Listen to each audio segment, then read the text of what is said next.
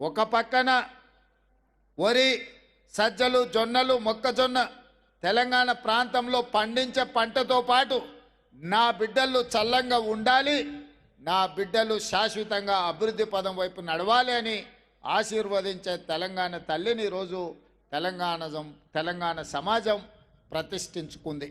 అందుకే ఈరోజు తెలంగాణ అభివృద్ధి పదం వైపు నడుస్తుంది. అన్నిటికంటే ముఖ్యంగా కులగణన.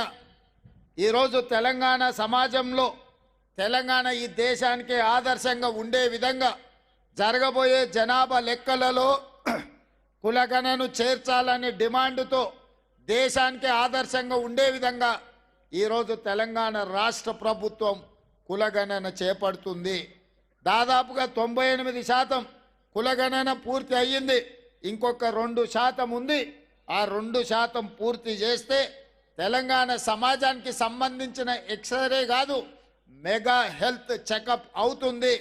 తద్వారా 100% పక్కా లెక్కలతో కురుమ సోదరులు ఎంతమంది ఉన్నారో లెక్క తేల్చి రాబోయే స్థానిక సంస్థలలో కావచ్చు, శాసనసభ ఎన్నికల్లో కావచ్చు, ఏ మాత్రం అవకాశం వచ్చిన పార్లమెంటులో కూడా కురుమ సోదరుల ప్రాతినిధ్యం పెంచి శాశ్వతంగా రాజకీయాలలో మీకు ఒక అవకాశాన్ని కల్పించడానికి మన ప్రభుత్వం ముందుకు వస్తుంది. మొన్న జరిగిన శాసనసభ ఎన్నికల్లో ఇటు కురుమ సోదరులకు అటు యాదవ సోదరులకు చెరి 2 అసెంబ్లీ టికెట్లు ఇచ్చినాం. 6 నెలల ముందే చెప్పిన బీర్ల ఐలయ్య చెప్పినట్టు సరితమ్మ గద్వాల్లో సరితమ్మకు కానీ ఐలయ్యకు కానీ టికెట్ 6 నెలల ముందే నేను పిలిచి చెప్పిన, మీరు ఎవరి దగ్గరికి వెళ్ళాల్సిన పని లేదు, ఎవరి ముందల చేతి జోడించాల్సిన పని లేదు, మీ టికెట్ మీ ఇంటికి వస్తుంది, ప్రజలల్లో ఉండండి, ప్రజలతో మమేకం అవ్వండి అని. ఇవాళ కురుమ సోదరులకు 2, యాదవ సోదరులకు 2 టికెట్లు పార్టీ పరంగా కేటాయించడం జరిగింది. కానీ మా సరితమ్మ అతి తక్కువ మార్జిన్తో ఈరోజు ఓడిపోయింది. గెలిపించి ఉంటే బాగుండేది.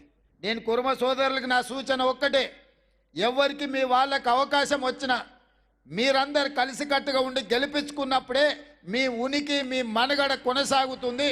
రేపు ఏ రాజకీయ పార్టీ అయినా మీకు టికెట్ ఇస్తుంది.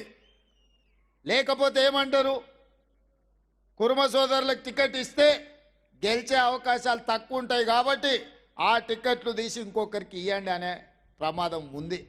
ఈ ప్రమాదాన్ని మీరు అర్థం చేసుకోండి. గెలిచిన ఎంబడే 4 విప్పులను వేస్తే, ఒకటి కురుమ సోదరుడు బీర్ల ఐలయ్యకు మొదటిసారి ఎమ్మెల్యేగా గెలిచిన విప్పుగా వేసినాం. ఆది శ్రీనివాస్ కాపు సోదరుడికి వేసినాం. అడ్లూరి లక్ష్మణ్ మాదిగ సోదరుడిని విప్పు చేసినాం. డాక్టర్ రామచంద్ర నాయకు ఒక గిరిజన సోదరుడికి. ముఖ్యమంత్రిగా విప్పులే నా కళ్ళు నా చెవులు. ఎందుకంటే నాకు స్పీకర్కు మధ్యలో అనుసంధానం చేసేదే విప్పులు.